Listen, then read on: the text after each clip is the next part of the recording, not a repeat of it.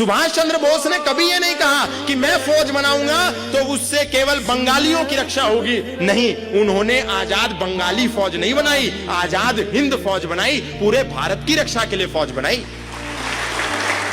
भगत सिंह ने कभी नहीं कहा कि मैं सिखों का क्रांतिकारी हूं, केवल सिखों को आजादी दिलाऊंगा, केवल पंजाब आजाद होना चाहिए। भगत सिंह ने पूरे देश को आजाद करने के लिए अपनी आवाज उठाई।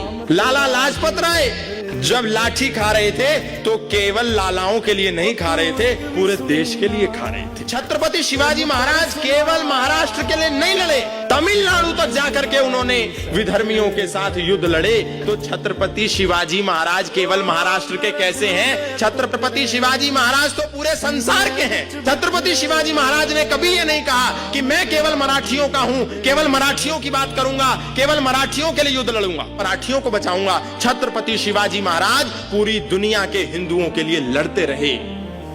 महाराणा प्रताप ने कभी ये नहीं कहा कि मैं केवल राजपूतों का हूं, केवल राजपूतों की रक्षा की बात करूंगा, ऐसा कभी नहीं कहा। महाराणा प्रताप अंतिम श्वास तक हिंदुओं की, हिंदुत्व की, सनातन की रक्षा के लिए लड़ते रहे।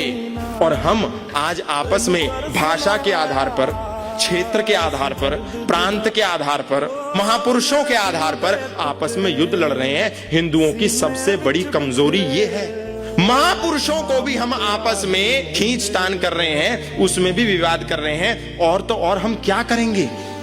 आज हिंदू समाज की सबसे बड़ी विडंबना केवल यह है कि उन्होंने अपने महापुरुषों पर भी अपने पेटेंट कर दिए। इससे भयावह समय इस देश के लिए, हिंदुओं के लिए कभी कोई नहीं हो सकता।